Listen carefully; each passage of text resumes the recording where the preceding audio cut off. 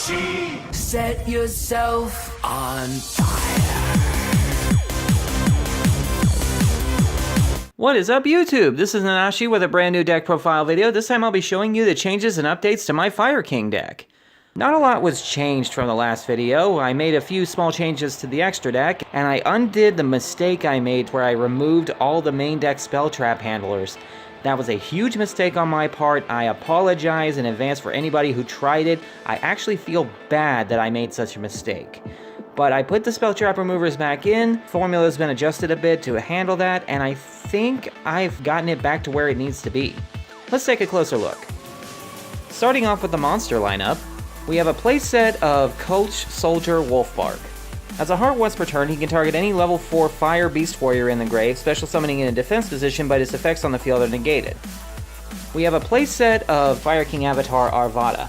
When a monster effect is activated while it's on the field, as a quick effect, you can negate its activation, and if you do, destroy any other fire monster in your hand or on the field. And if this card is destroyed in the center of the graveyard, you can target any Fire Beast, Beast Warrior, or Winged Beast in your grave, special summon it, but at the end phase it self-destructs. In tandem with a couple of other cards, Arvada being pulled back with Wolfbark gives you a huge number of pluses.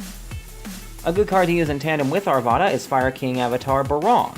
If a Fire King monster on your field is destroyed by card effect, you can special summon him from your hand, and if he's destroyed by card effect, then during the next standby phase, you get to add any Fire King card from your deck to your hand, except a copy of himself. Fire King Avatar Yaksha is, well, I'll be honest, he's mostly just used as a body, but he does help to unclog your hand a little bit. He has the same self-summoning effect as Barong, but his effect is that if he's destroyed and sent to the graveyard, by any means by the way, you can destroy any card in your hand or on your field. The main reason you would use this effect is to get the Barong out of your hand as quickly as possible, or possibly even to, say, destroy the Fire King High Avatar Garunixes. Because if it's destroyed by a card effect, then during the next standby phase it special summons itself from the graveyard, and if it does this, it destroys all other monsters on the field. Also, if it happens to be destroyed by battle, I can pull any Fire King monster from my deck and special summon it to the field, except a copy of itself. Moving right into the spell cards, we have a playset of Called by the Grave.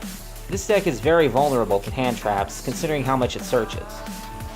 2 Circle of the Fire Kings, which targets a fire monster you control and one in your graveyard, destroying the one on the field and then special summoning the one from your graveyard. But it is a hard once per turn spell, so use it wisely. 1 Dark Hole over Raigeki, because my field actually benefits from being destroyed by card effects. 3 Fire Formation Tenki, which aside from being a thematically awesome looking card, searches any Beast Warrior monster from your deck to your hand, and gives all Beast Warriors 100 extra attack points as long as it remains face up on the field. Fire Formation Tensu, though, has the same attack point increasing effect, but also gives you an additional normal summon of a Beast Warrior monster once per turn. Now, Fire King Island is where this deck really begins to take off. Once per turn, you can either destroy a monster in your hand or that you control to add a Fire King monster from your deck to your hand, or if you control no monsters at all, you can special summon a Fire Winged Beast monster from your hand, which will obviously be your High Garunix. But if the field spell itself is sent to the graveyard or banished, you destroy all monsters you control. 1 Monster Reborn, obviously. 2 MST, since discarding the cards don't trigger them, Twin Twisters is a bad idea. 3 Onslaught of the Fire Kings. If your opponent controls a monster and you don't, then you get to special summon any Fire, Beast, Beast Warrior, or Winged Beast from your deck, but its effects are negated and it's destroyed during the end phase. 1 copy of Rekindling.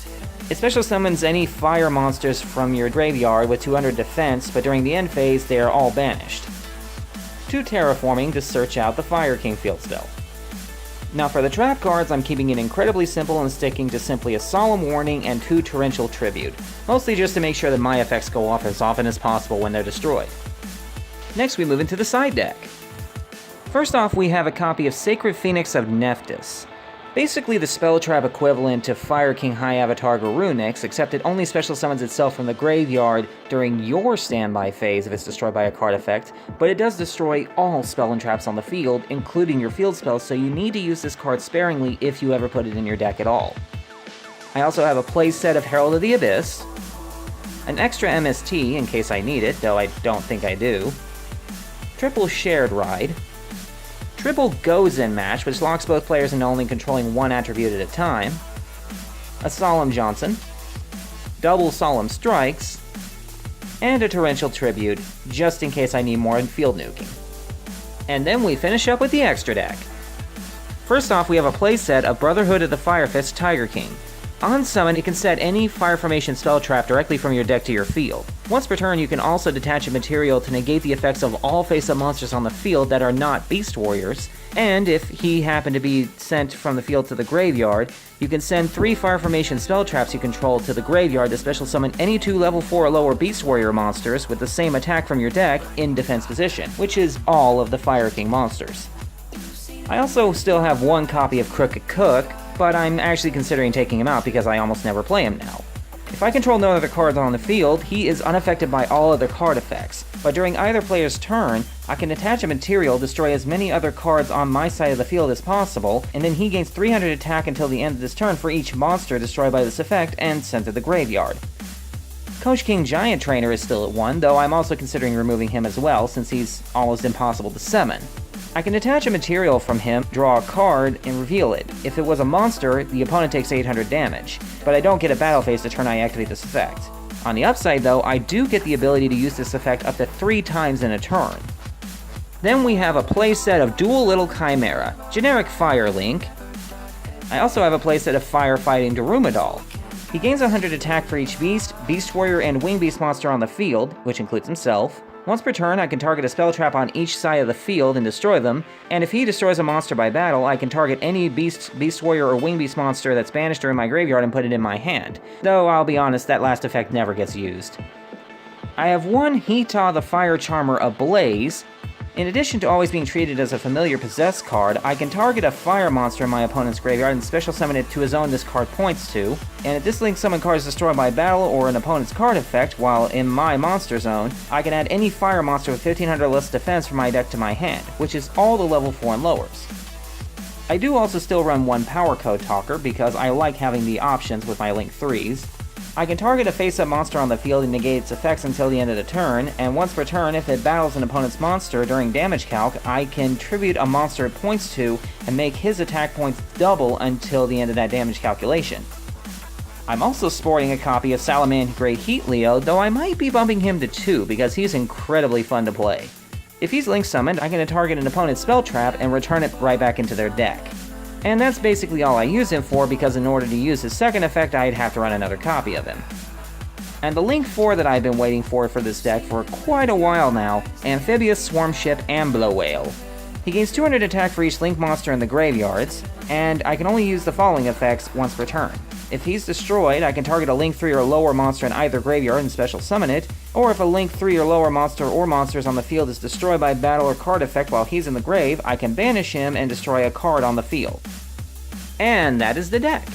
Like I said before, there weren't a tremendous number of changes, and that's mostly because there didn't need to be too many changes.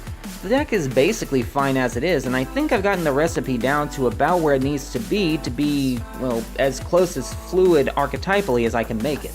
But we do have some more cards coming to us in the near future, specifically the Fire Fist Link.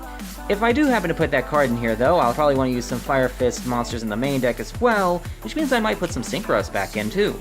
I do kinda miss playing Crimson Blader. I thank you guys for watching the deck profile, and if you can think of any ways that I can improve this all-fire deck, feel free to let me know. In the meantime, this has been Nanashi, signing out.